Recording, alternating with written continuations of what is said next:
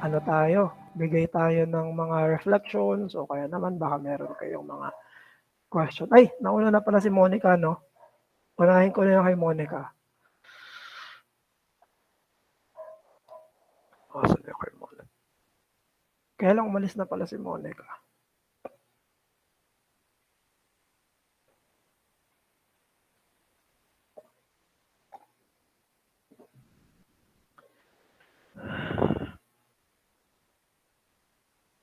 Yung question ni Monica ay regarding self-esteem. Ano pong pinagkaiba ng self-esteem sa mga points discussed? The self-esteem have a place in the Christian life. Ayan. So, ang question ni Monica ay regarding sa self-esteem. It's a very common word ngayon sa panahon natin ng mga psychological emphasis at mga breakthroughs sa mga usapin ng pagiging tao natin, sa psyche natin. Of course, yung self-esteem nga inaabuso, yung usapin ng self-esteem, ito ay abuse sa panahon natin, lalo na before. I think ko mas to nung pre-pandemic eh. Ayan. Pero in this generation pa rin. So yung self-esteem, banggitin lang natin, yung abuse niya ay tungkol na sa pagiging self-centered. Yung sinasabi ni Pastor Noel, yung egoism, contrasted sa egotism, yung self-centeredness na dapat ay ang binibuild up ay yung tingin mo sa sarili mo. May abuse yon kung merong improper at inordinate emphasis sa sarili. Actually, ang nagiging pag pinaglalaban ay yung self-pity at self-esteem. Na kapag may self-esteem ka, ay hindi ka magsa-self-pity. Pero maging ang self-pity, ang problema sa self-pity ay too self-centered din. At sinasagot ng self-centeredness, ang isa pang self-centeredness, it will not work. Hindi mangyayari yon. Ang siguro ang binabanggit dito na pwedeng may lugar sa Christian life ay yung dignity at yung self-respect. Yan yung dalawang word na applicable sa mga tao in general at sa mga Christians in particular. Dahil totoo naman na binigyan tayo ng dignity at worth ng Diyos sa pagiging created natin sa Imago Dei. Dahil tayo nilikha ayon sa imahe ng Diyos, hindi tayo hayop. Hindi natin dapat ituring yung sarili natin na mas mababa pa sa hayop. Ay natin sinasabi, mas importante ang manok sa akin. Mas importante ang mas mahalagang nilalang ang ipis kaysa sa akin. Hindi natin iisipin. Merong dignity at may mga pinapagawa sa atin ng Diyos at pinapaisip sa atin yung Diyos para ma-maintain yung ating dignity as created in the image of God. At again, nare-restore yun. Lalo kapag nagagampanan natin yung mga bagay na yun, kunyari work, that gives you dignity, yung hard work.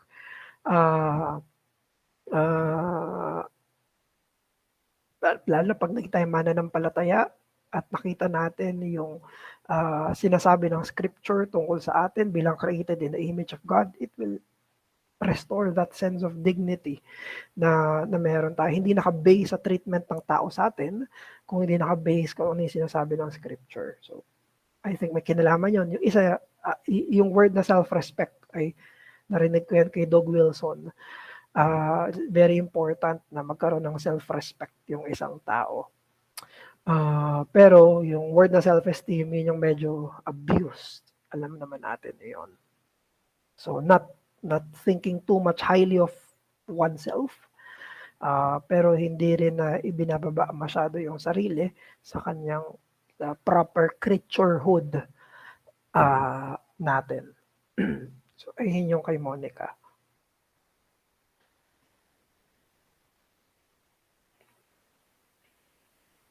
Si Joel. Ayan, go bro.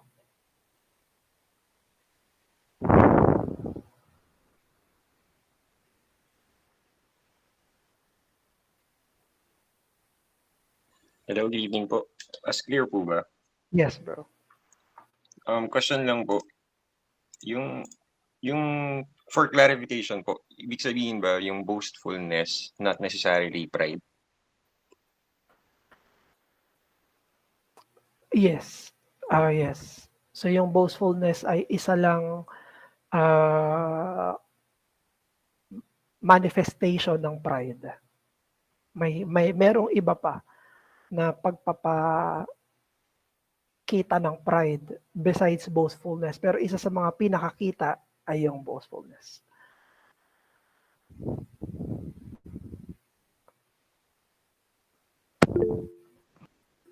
Follow-up dun. Baka may follow-up ka dun, bro. Actually po, ibang question na po.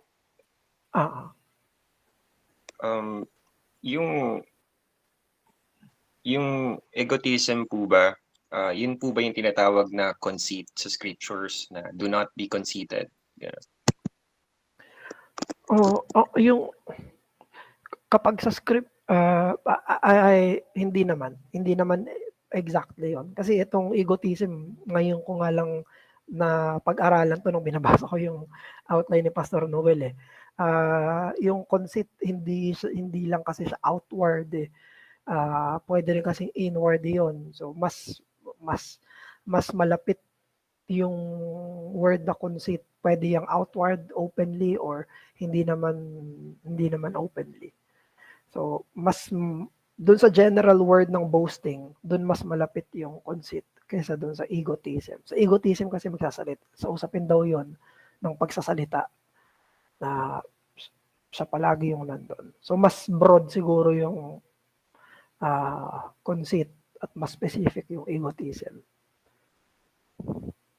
Thank you po sa repetition. Tas kung pwede pong last na question na, dun sa sinabi ni Pastor Noel dun sa 2 Corinthians 13:10, kasi meron siya dong quote doon na do not restrain because of the peril, but do the ministry knowing the peril.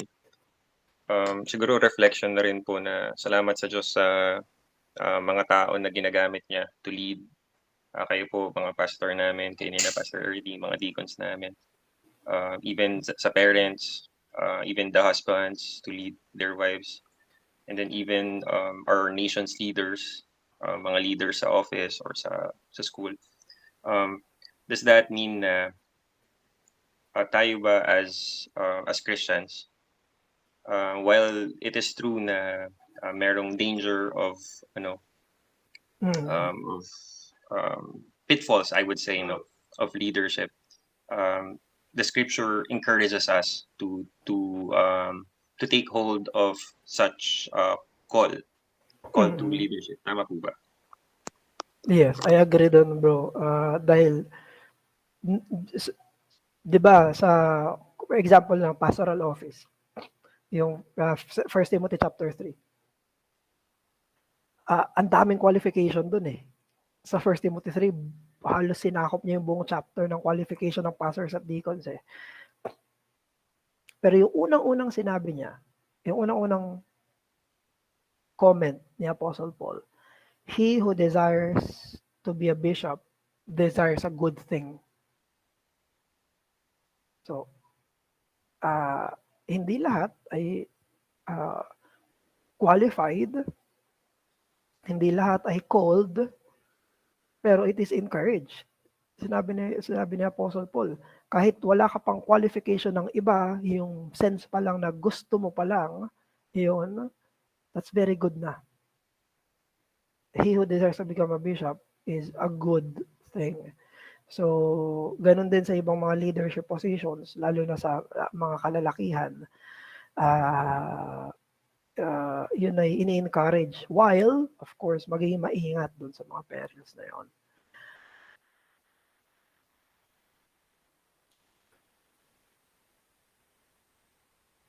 So, any follow-up dun, bro, or comments? Give us, kung pwede lang po mag-share ng quick reflection na one is, sobrang important pala nung pag-cultivate nung ganong virtue na yung tamang boasting and yung humility ni Christ na not just for us Christians today, but at least I would propose na ituro to sa bata na yung I would say yung identity, yung sense of identity ng bata na hindi false. Kasi nabanggit kasi yung yung self-esteem kanina. Yes. So para magkaroon din, kumbaga mako-cultivate na rin, syempre not apart from this, definitely, Yes, or not apart from the work of the Holy Spirit, our triune God, but I would propose na especially for young Christians na to look in Christ, to hope in Christ, or sa triune work ni God, yung boasting talaga. And siguro yung pangalawang reflection po is, ang ganda lang po nung na-connect nyo kanina dun sa Trinity, yung humility ni God. Rarely nasasabi yung quality ni God as being humble. Pero alam natin na siya yung epitome of humility, character niya yun. And hindi niya iniutos without him exemplifying it. Yes. Ayun. Practicing what he preach. Napakaganda lang po ng character ni God na nakita natin tonight. Yun lang po. Thank you, bro. Nabanggit mo bigla yung bata eh. Nag-click ulit yung pagiging tatay ko eh. Gusto ko lang mag-comment lang ako, bro. Arvin, next ka na. Wait lang Mag-comment. Sige lang, Pas. May nabanggit kasi si Joel eh. Yung regarding sa esteem, yan. Kaya hindi sinasabing hindi mali yun, kung hindi may proper lugar yun, lalo na yung self-respect at dignity ng mga bata. Di ba sinabi ng Proverbs yun na let others praise you, not your own mouth. Dahil ang yung mga pag hindi tayo lumaki na tayo ay nire-recognize ng mga taong dapat mag-recognize sa atin, hahanapin natin yan sa iba. We will find it in others, nameless people, sa ibang mga tao, in which dapat, lalo na yung batang lalaki, ay dapat binubusog ng papuri ng magulang niya. Again, ang mga batang lalaki ay dapat binubusog ng papuri ng mga anak niya. Kung hindi, magmamalaki siya sa sarili niya. He will boast of himself. Pero, kung ang magulang niya, yung others ang magulang niya, busugin niya ng busugin ng papuri, yun ang kailangan niya. Hindi niya nahanapin yun sa klase niya, sa iba. Kung busog na siya sa bahay, hindi niya siya kakain ng junk food sa labas. Ganun din yung babae. Ang babae naman, kailangang busugin ng papuri sa kanyang ano yung pinagmamalaki niya? Appearance. Kailangan palagi siyang busugin ng magulang niya na siya ay maganda, siya ay mahal nila. Ang mga lalaki dapat ay busugin ng papuri sa mga nagagawa nila. Sa mga smallest achievements nila, kailangan purihin na silang purihin. Busugin yung mga bata. Para pag lumaki sila, hindi nila nahanapin sa labas. Kasi hindi na rin sila lalabas, magmamalaki. Babae, hahanap ng mga magkakagusto sa kanila. Pupuri sa kanila na ibang lalaki. Kasi yung tatay nila, pinupuri na sila. Yung batang lalaki, yung tatay at nanay nila, pinupuri na sila. He will not fight. Tapos, corroborating na doon, of course, ay yung pagpupuri sa Diyos. Hindi mali yun. Yan ang sa mga parents na wag nating i-withhold na, ay nako, ang wini-withhold natin ay yung pagpupuri natin sa mga bata, lalo na sa pagkabata, at yung wala tayong hold ay yung pagalitan ng pagalitan. Yun ang baliktad eh. Dapat ang hino-hold natin yung criticism at yung hindi natin hino-hold ay yung ayun. Tapos saka natin with that saka natin sabihin sa kanila na ibigay nila yung papuri sa ating Diyos na nagbigay sa kanila ng mga yon, ng dignity na yon at ng self-respect na yon. At dahil yun ang ginagawa ng Trinity. Now, pag busog na sila na magbibigay. Hindi na sila na yung magbibigay. Sa biyaya ng Diyos, hindi na nila hanapin. Outward na nilang ibibigay yun. So, Pardon, nabanggit mo, lumabas na naman yung ano ko eh. Lumabas yung pagkatatay ko dun eh. So kaya si Light, dito sa bahay, konting gawin,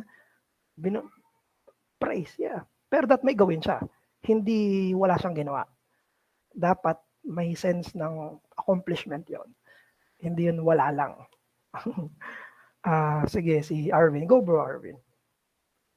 Okay, wait lang, Pas. Tuloy yung ano. Yan. Yan. Bago magtuloy sa reflection, Pas, salamat muli sa study, sa lahat mga kapatid sa pagsama. Yung regarding dun sa usapin ng pag-reward ng good behavior at pag-punish ng bad behavior. Part ng ano eh, yun nga, tinatawag ng godly disciplines. Kaya sa enjoy rin, Pas. Buti na-articulate niya, Pas, kasi parang may pagkagano na rin yung ginagawa kay Arwin sa ngayon eh. Na kapag nagla-Lord's Day siya, nakausap siya after ng Lord's Day na salamat sa Diyos, naka-attend ka at sana magtuloy-tuloy. Pagka hindi na, kapag gumagawa siya ng excuses, talagang pinapakita ko sa kanya yung galit ko na ba't gumagawa ng excuse, hindi ka mag-Lord's Day. Hindi naman ganun kazilos, kundi ano naman, for the sake of emphasizing.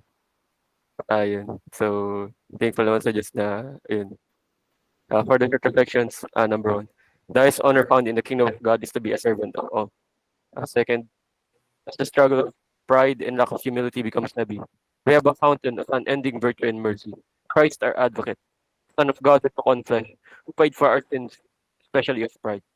With the power of the Holy Spirit, sinful boastfulness can become a memory. It can be slain. Regarding this study din pa.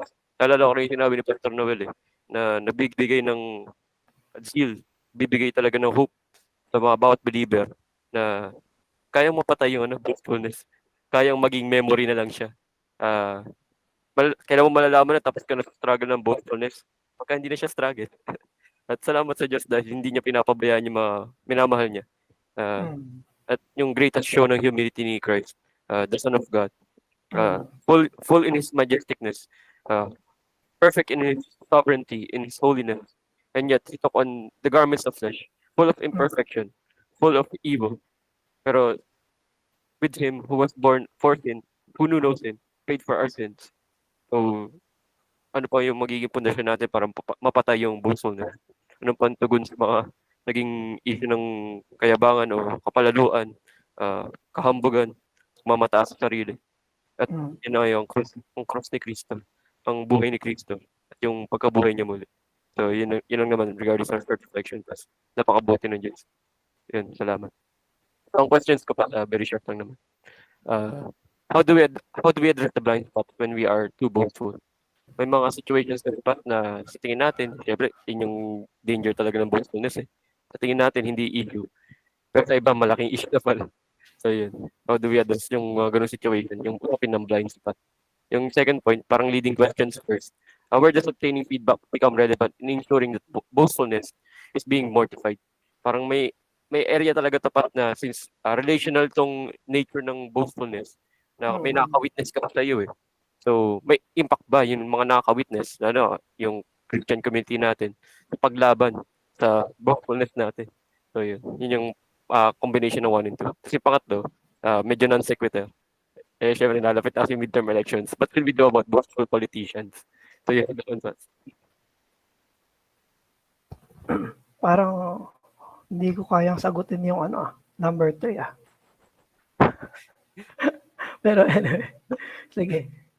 Yung 1 saka 2. Yung number 1, paano natin ma-address yung blind spots natin when we are too boastful? Dito, very relevant yung prayer ni David sa Psalms na sinasabi niya, Lord, reveal to me my hidden sins. Kasi totoo naman na may blind spots tayo. Again, kahit sino pa tayo, we are not 100% conscious sa lahat. Para tayong mga sasakyan. Lahat ng sasakyan may blind spot. Hindi lahat kaya mong makita lahat. Lahat tayo ay merong blind spot. We are not God. Hindi tayo omniscient sa lahat ng ginagawa natin, kinikilos natin, motive natin, hindi tayo ganon. Lalo na kung hindi tayo mindful at wala tayong time to stop and think, stop and meditate, stop and do some self-evaluation, mas mahirap yun. Pero lahat talaga tayo may blind spot. Hindi pwedeng wala. Walang naisang pwede magsabi sa atin, ako, fully self-aware ako. Meron mga self-aware, pero walang makakapagsabi na alam, bantay sarado ko lahat ng kilos ko. So, very important yung prayer ni David sa Psalms na reveal to me my hidden faults. Meron tayong kasalanan na alam natin kasalanan natin. Pero meron tayong mga tago. Hindi natin makita nasa likod ng tenga natin. Sa batok natin. Hindi natin makikita. Kaya dito relevant yung tinanong mo bro sa number 2. Una, pray, ask God, Lord, reveal to me my hidden sins for the purpose na ma-mortify at ma-repent siya. Dito, very important yung pangalawa, yung feedback. Yung feedback mula sa mga relationships natin. Na tayo ay open sa criticism, open tayo sa mga sasabihin sa atin ng iba, lalo na ng mga taong nasa inner circles ng buhay natin. Sa mga mag-asawa, asawa nila. Hindi pwedeng hindi magsasalita yung asawa sa nakikita niya sa asawa niya. Dito, maganda magkakaroon ng initiative. Magkakaroon ng ano bang tingin mong mga dapat kong i-work out, ano bang tingin mo ng mga nagagawa kong kasalanan, kasi sila yung mga nakakausap at ang tatanungin natin dito, yung palagi natin kasama, hindi yung hindi natin kasama, kasi hindi naman na tayo kilala eh. Hindi natin tatanungin yung mga kaka-add mo pa lang na Facebook friend. Hindi na tayo kilala. Hindi nila kilala yung totoong tayo. Hindi natin tatanungin yung mga dati nating barkada, kaibigan, na dati. Hindi naman tayo kilala eh. Ang tatanungin natin dyan, yung mga mas palagi natin kasama, nakakapag-observe sa atin. Yan ang yan ay relevant doon sa pag-ensure ng kahit anong sin, especially ng sin of boastfulness. Sila yung best na pwede nating mahinga ng comment. Yung talagang nakakakita sa atin palagi. So, 1 and 2 bro. Baka meron ka doon follow-up or mga questions. Siguro additional na comment na lang din. Sa usapin nga ng kahambugan or boastfulness. Pagka hindi naging intentional talaga kasi, madaling maging unintentionally boastful. Maging unintentionally, tawag dito, mapagmataas. Kasi yun yung default na kagustuhan natin. Kaya wala naman ng command sa Bible na, tawag dito, yung mag-share ka ng merits mo, itaas mo yung accomplishments mo. Kasi yun yung magiging default nature natin. Ayun, sakto din yun sa sabi ni Pastor Noel. At yung pangtapat talaga natin dito, yung usapin ng grace ng humility. Yung virtue ng humility. Na hindi mo titingnan yung sarili mo bilang mataas. Titingnan mo yung kapwa mo bilang mas mataas kumpara sa sarili mo. Yung remind nga sa atin na yung highest honor, yung malamangan ka ng iba. Kung para sa atin bilang mga Kristiyano, anong point bakit gusto mong makalamang ka sa iba? Di ba't ang aim natin, malamangan tayo para yung kapatiran natin mas nakakapag-enjoy, mas nakakapag-take ng joy, or tawag doon, mas lalong nabibigyan sila sa sacrifice natin. Of course, di naman to usapin lang ng martyrdom or blind empathy. Pwede ko na yung ginawa ni Christ. Yun yung example na napakabuti ng example ng humility na hinayaan niyang malamangan siya, nag-sacrifice siya para sa undeserving, katulad natin. So, yun nga pa. Maganda nga maibalik lagi at para ma-overwhelm yung boastfulness, kailangan ma-overwhelm siya ng mabigat na mga katotohanan at mga doktrina ng Diyos para talagang mawakasan at mapatay ng maigi. Dahil kung hindi, talagang ika nga sila sa mga sins na meron. Primary sin to ni Satan eh. So, bakit natin mamaliitin? So, yes. Yun ang yung additional ko. Thank you, bro. Yung sa last, hindi ko alam paano sagutin yan eh. Paano gagawin natin sa mayabang na politician? But nayayabangan tayo. But anyway, hindi ko alam kung anong gagawin sa pag may mga mayabang na politicians. Although ang hirap no, no? Gusto mong, kunyari, ikaw yung kandidato, gusto mong iboto ka, kailangan mong may sense ibebenta mo yung sarili mo eh. Kailangan ibibigay mo yung, yun yung mahirap doon. Na,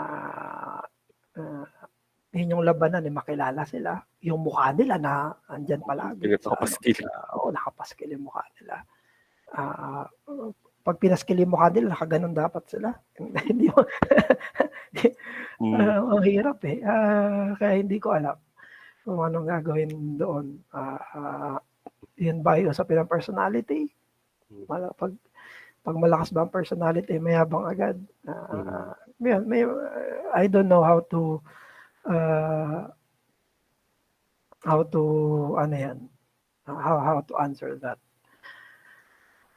Siguro magkaroon ng self-evaluation, tapos evaluate din yung kandidato, lalo na sa mga boboto. Although meron naman talaga na ang maganda, may confident na hindi boastful. Yan ang maganda. Na alam mong hindi nagmamayabang pero confident. So, magkaiba yun. Yung dalawang yun. Hindi ko alam. Si Joel. Siguro pas kung pwede pong sumagot doon sa sa question ni Brother Arvin. Sige. Possible na pwede nating hindi iboto, pero half joke po yun. Pero siguro one is to pray. Wala naman po talaga, ako niwala po, wala pong politician na hindi mayabang. Pero thank God kung meron po, no? Pero kung Christian ka, tapos may plano kang tumakbo for office, whether in this election or in the near future, or ilang years pa to come, but kasi nagiging at least until now, tayo celebritism, tsaka patronage politics na dahil family ni ganito or nabigyan kami ng ganitong favor, whether on a local level or on a national level, may ganong dimension sa politics. While we pray for our nation na we will have godly leaders, or while we encourage godly men and women to run for office, we pray for their salvation. Only by the grace of God mababago yung character nila na mayabang even in their kayabangan, ang hope natin ma-lead nila yung nation natin in the right way. Pero as a Christian politician, kung Christian ka na, tatakbo ka or nasa government ka, or at least paano mo i-advertise ang sarili mo, pwede ka kasing i-promote yung mga facts. So kung ka na, for example, kung ikaw si Vico Soto, third, pwede niyang ibigay yung track record na ginawa nung team. So pwedeng sabihin niyang the past administration, ito po yung nangyari. Ganyan. One thing is plataforma. Iba kasi sa Tagalog. Pero plataforma sa Tagalog, sa English, parang general na plan of action or specific plan of action na I believe minsan may general plans of action na sinasabi, pero siguro yung specific plans of action na parang ready kang ibigay pag may nagtanong, pero pwedeng yan yung i-promote. So, syempre, kanya-kanyang strategy ngayon, kanya-kanyang marketing, pero somehow hindi pa yata tayo nakakita ng ganong klase ng promotion or tawag dyan, electioneering campaign, parang gano'n. Yun lang po. Celebritism talaga.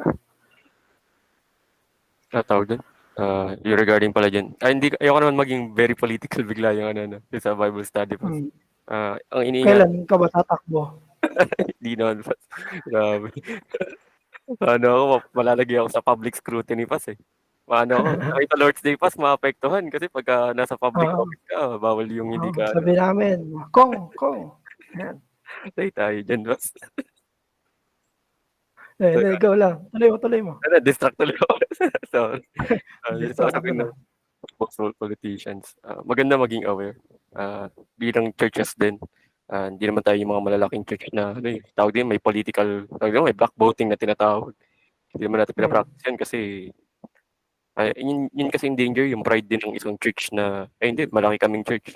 Kaya namin magpabago ng lipunan. Para bagang hawak nila yung kapangyarihan ng Diyos sa ganung usapin. So, ingatan tayo congregationally, ingatan yung mga reformed churches, ingatan yung mga reformed communities. Huwag mapunta sa ganung sinfulness, mapunta sa ganung danger. And so, think na pagboto sa politician at lalapit nga yung midterm, so senators, mayors. Nakita ko naman din pas na kahit mangilan-ngilan, yung imbis na mukha nila yung pinaskill nila, pangalan lang. Tapos yun na. Imbis na mag-abot ng flyers before the day of the election, walang pag-abot ng flyers. In terms of usapin yung concept ng public office is public trust na pagkakaloob ng Diyos sa atin, sa mga Pilipino, sa Pilipinas, yung mga opisina ng gobyerno. Part talaga ng responsibility natin as Reformed Christians na kahit yung society natin ma-reform din. Ma-reform sila, hindi ayon sa ideals lang ng politiko na gusto natin. Hindi ma-reform sila sa ideals ng Diyos. Yun talaga na rapat na ipamuhay. Of course, to make the long story short, yung pag-vote nga wisely, pag-advocate sa kung sino mang politician, maganda mas-scrutinize. At pag-ingatan din yung church na wag ma-sway ng mga blind ideologies. Kasama yan sa pinasabihan ni Paul na ingatan eh. Kasi yun. So yun lang naman pas. Salamat. Amen. And thank you then, bro. Sige, sa naman, yung kay Joel na sa chat, sabi ni Joel, what is the believer to do and how to relate with God if they did not grow in such affirmations, matters of appearance and accomplishments in their childhood? So dito papasok yung reward ng Diyos, yung praise ng Diyos. Hindi ito madalas sinasabi unless yun yung topic. Pero nagre-reward ang Diyos eh. Kaya sa atin bilang mga believers, we wait for the reward and for God to recognize us. Yan yung palaging sinasabi ng scripture regarding good works. Sinasabi ng scripture regarding bilang stewards na pinagkatiwalaan tayo ng Panginoon na we wait na in due time sa pagdating ng Panginoong Jesus, then we will reap all the rewards na binibigay ng Panginoon. So there will be the greatest recognition na matatanggap natin ang recognition ng Diyos. Kaya may mga preachers na nagsasabi, di ba? Palakpakan ka ba naman ng buong mundo kung hindi ka naman i-recognize ng Diyos? Para saan yun? Ano naman kung tanggihan ka ng buong mundo? Tanggihan ka ng lahat. Pero ang hinahanap mo yung recognition ng Diyos at that last day, God will say, na well done, my good and faithful servant. Enter into the joy of your master. Sulit lahat ng mga. So, sa totoo lang, isang reason yun kung bakit tayo maglalago sa faith.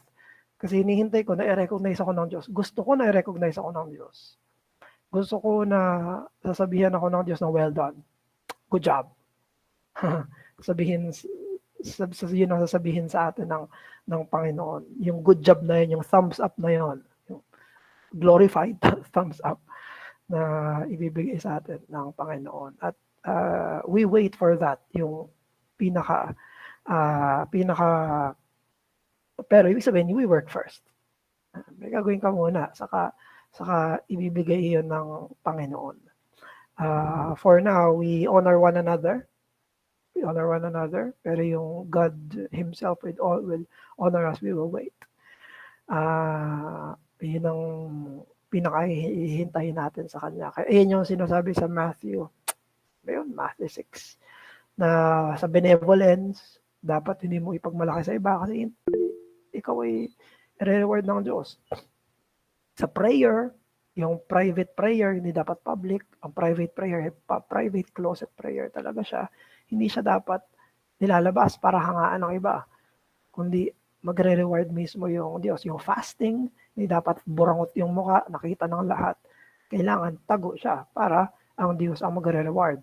Lahat ng iyon, ang hinihintay ay yung reward mismo ng Diyos bilang gagawin niya bilang mabuting ama at gagawin niya yon ng Panginoong Hesus bilang mabuting hari. Mabuting tagapagligtas natin. Sabi ni Jesus sa Revelations, sa Book of Revelation, I am coming and my reward is with me. Wait ka lang. Magiging sulit ng lahat ng mga pagdurusa, rejections, sufferings na matatamasahin ng Christian dito sa mundo. Because we wait for that recognition. So may aasamin tayo. Kung gutom tayo sa recognition, wait for it. Tiis. At hintayin natin yun. Sa mga lumaki naman na mayroong mga affirmations talaga, kailangan nating isipin na wala pa to. Masihintayin ko yung greater affirmation ng Diyos kaysa sa mga to. Hindi ako dito nabubuhay. Mabubuhay ako para doon sa sasabihin niya. Hindi sasabihin lang ng tao. So both yan sa kanila. So, baka may follow-up ka dun, Joel. Tapos after ni Joel, si Deacon Marlon. None so far, Pas. And thank you, bro. Si Deacon Marlon. Go, Deacon. Narinig po ako, Pas. Yes. Ayun, Pas. Yung question to, Pas, yung parang indirect boasting, pero parang hindi rin siya boasting. In our times today, social media, parang nagiging platform for discussions and promoting our beliefs, especially sa atin mga nag-evangelize using the social media. Kaso, isang disadvantage is may mga witnesses tayo ng mga unbelievers na nakakabasa rin ng mga discussions. And sa perspective nila, yung mga seemingly pag-i-impose ng mga beliefs ng iba sa iba, for example, medyo nagiging mainit na yung discussion, in some sense, parang nangyayari is parang na-misinterpret to boasting or too much imposition yung nangyayari. Siyempre, hindi naman ako nag-speak for them, pero parang ganun yung mangyayari. How should we, kahit hindi naman ganun yung intent ng Christian, should we be careful sa mga ganung klaseng instances, Pas? O should we all maging firm tayo lagi na pag ganun, o mas maganda na pag may mga dapat o talagang kailangan din ng wisdom na may mga times na kailangan natin mag-back up sa discussion, mas maganda pag-usapan na lang personally or privately, o talagang kailangan lagi na lang ba tayong yung parang related kasi ito dun sa last point na nabanggit nyo. Yung parang hindi naman dinadown, pero parang ini-impose mo na tama ka kasi parang indirectly, parang yun, sinasubjugate mo yung taong kadiscuss mo, syempre. Pwede kino-convince mo rin, pero yun nga, sa eye ng iba, parang yun nga, parang indirectly na hindi ko sure kung nag-gets yung talagang kapas, pero parang ganun yung intention. Especially sa mga unbelievers, kasi syempre tayo, may mga mananampalataya, we like discussions, and pero syempre, may mga times na nagiging medyo matindi na, and sa mga possible na nakakabasa o mga observer is hindi na siya good, or anong tingin niyo dun pa sa mga ganang klaseng instances? Ayun, thank you dun, Deacon. Maganda, buti na banggit mo yung last point, kasi yung sa last point, yung sinabi ni Pastor Noel, yung mga ganong bagay, it should not stop us in the ministry, pero we should be aware sa mga pitfalls. Ang ibig sabihin nun, ang dapat na magkaroon ng carefulness ay yung gumagawa. Ang mag-i-impose doon ay yung gumagawa. Kunyari, nag-evangelize tayo, nakikipag-argue, debate, discussion, online tayo. Ang burden ay nasa gumagawa mismo. Napakahirap kapag nag-impose tayo sa iba na dapat ganito ka, dapat ganyan ka. Doon, kaya sabi ni Pastor Noel, do it, but kailangan maging maano tayo dun sa masariling motive natin. Yung thin line kasi na sinasabi dun, motive eh. Oo. Medyo mahirap. Motive kasi pinag-uusapan dun eh. Kasi maging si Jesus na misinterpret. Wala namang kasalanan si Jesus. Kahit nung nilatigo niya na yung nasa may napakinggan pa akong sermon, may mga bata pa daw na nakatingin doon. Tapos ang na-offend kay Jesus ay mga Pharisees. So, mahirap na ang maging basis ay yung reaction ng public sa lahat ng ginagawa natin. Magkakaroon ng sense yun ng people pleasing or people fearing na ang gagawin ko lahat ay kung ano yung acceptable sa community standards ni Facebook o kaya sa community standard ng mga public. Pag sinabi nung hindi ko kilala na unbeliever na wag ganyan, susundin ko kaagad. Ang dapat mag-check ay yung heart ng believer. Paano ko siya gagawin? Kailangan open din naman dapat sa correction. Pero unang-unang iisipin niya, why am I doing this? Bakit ito ginagawa?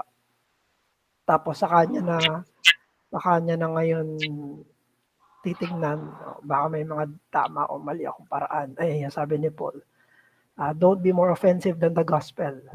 The gospel is already offensive enough. Ako, kay Pastor Noel ko rin yan narinig before, na hindi mo kailangan dagdagan ng offense yung gospel. Pero very offensive talaga ang gospel eh. Hindi pwedeng hindi eh. So, ang talaga doon, do it carefully, at yung carefully ay yung bakit ko to ginagawa. Tapos open ako to correction. Kasi ang mahirap doon ay yung tumigil. Hindi, mapupuno, wala na mag-evangelize sa Facebook.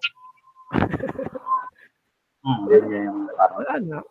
Wag na pag si Jesus, wag na. Pag na lang, Bini, ayan, pag-usapan niya.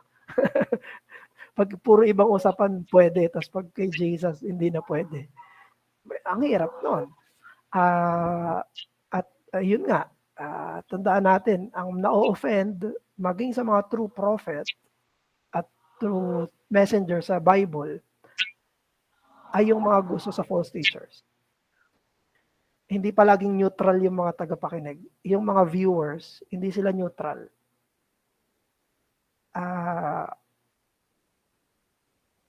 Pwedeng hindi.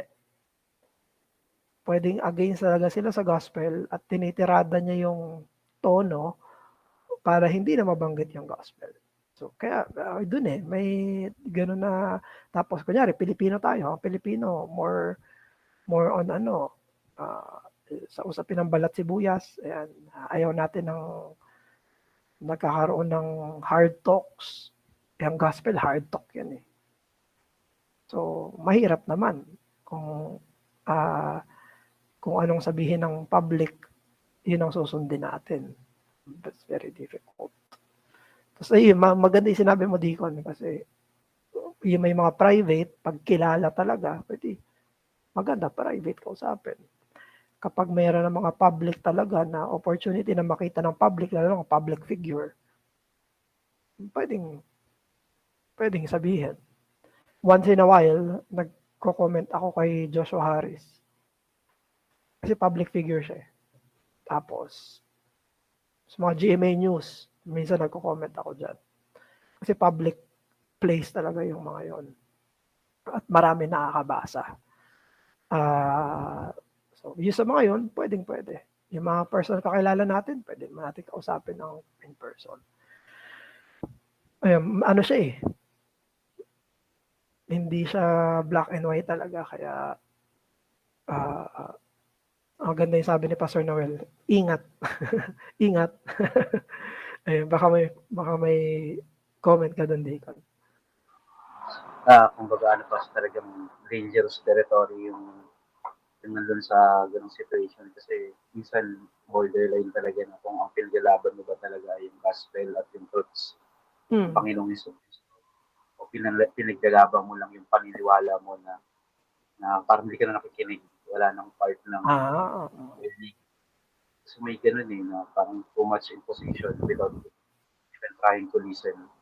Parang madalas kasi yun lang natin na parang ready na tayong bumanat na hindi ba natin preaching yung ano.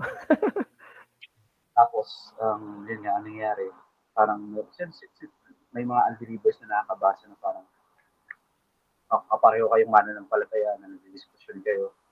Tapos, minsan carry over na parang, we are bearing, hindi naman bearing bad testimony. Sa interpretation lang naman nila yun dahil hindi naman nila tayo possible na kilala o pwedeng kilala nila tayo kaya nag-fill up yung parang sasabi nila, baka nag-aaral na to, nagpapataasan ng ihi, nagpapataasan ng kaalaman, gano'n. Pero at the end of the day nga, it's a matter of heart talaga siya. Kaya siguro marami sa atin ilang na ipag-diskusyonan kasi mangyayari kasi is baka instead of sharing the gospel back, shaming the gospel pa yung ginagawa natin dahil we are not be careful dun sa mga probably choice of words, probably the way we communicate din yung mga spouse natin o kaya yun nga mahirap yung willing kang makipagbakbakan sa social media pero pag personal hindi mo naman makausap hindi mo naman try mo lang kausapin privately para i-clarify kung ano ba talaga yung gusto niyong sabihin parang doon ang tapang-tapang natin parang ayun I think yun yung mga dapat din natin bantayan talaga ayun lang kasi. Thank you, Deacon. So, ito naman, yung mga nabanggit ni Deacon ay may uncarefulness na talaga. Uncarefulness at saka if ever ay may maling motive doon, dapat talagang itama yun. Sige, other comments or questions, pwede tayo mag-chat dito sa chat section or raise ng hand.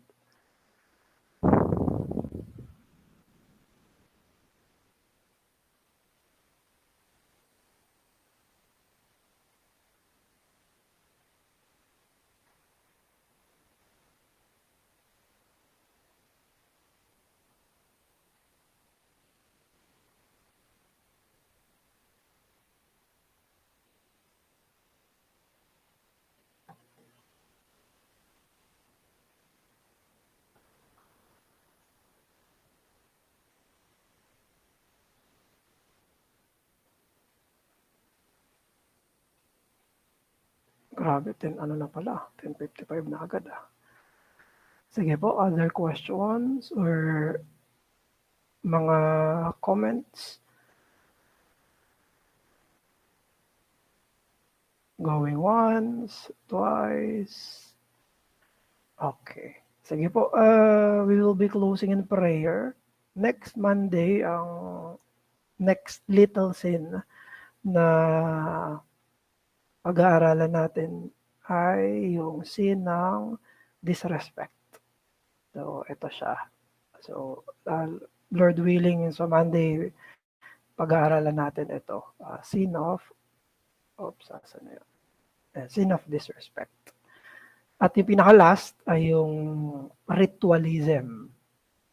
Sige po, tayo po ay manalangin. Let's pray. Diyos namin, dakila ka, magpapasalamat kami dahil punong-puno ka ng habag, punong-puno ka ng grasya. Sa tulad naming mga mayayabang, sa amin na mga nagmamataas, sa mga sarili namin, sa amin na mga we are boasting before you. O Lord, alam namin sa sarili namin ang mga pagmamataas namin sa harapan mo. Kaya, ang unang-unang hinihingi namin ng tawad ay ang pagsunod namin kay Satanas sa kanyang pagmamalaki na maraming pagkakataon na gusto namin maging mas mataas sa iyo. In-overshadow ka namin. Maraming pagkakataon, O Diyos, na hindi ikaw yung mensahe na gusto namin banggitin kung hindi yung mga sarili namin, O Diyos. Patawarin niyo po kami.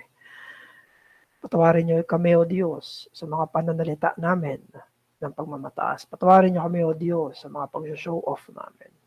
Patawarin niyo po kami, O Diyos, sa pagiging censorious namin. Patawarin niyo po kami, O Diyos, sa pagbababa namin sa iba para lang kami ang maitaas. Patawarin niyo po kami, O Diyos, sa pagiging judgmental namin. Patawarin niyo po kami, O Diyos, sa mga mabubuting bagay na panawagan mo pero ginagawa namin ng may false humility. Patawarin niyo po kami, O Diyos. Tulungan niyo kami na magpakumbaba, na ang tunay na pagpapakumbaba ay ang pagsisisi sa kasalanan at pagkilala kay Jesus bilang aming tagapagligtas, na kami ay hindi savior, hindi kami perfect sa sarili namin, we are not righteous in ourselves. This is humility. Tulungan niyo kami na i-admit ito. Tulungan niyo kami na aminin ito. Hindi kami matuwid. Hindi kami tagapagligtas. Ibaba niyo kami sa ganitong posisyon at sa ganitong posisyon mamuhay kami. O Diyos, tulungan niyo kami na mamuhay in repentance and tulungan niyo kami ng mamuhay ng nakayuko bilang mga mananampalataya. Ikaw, Ama, na nagbigay ng sarili mong anak. Ikaw, Diyos anak, na nagpakumbaba sa lahat. No one humbled himself like you do. You did.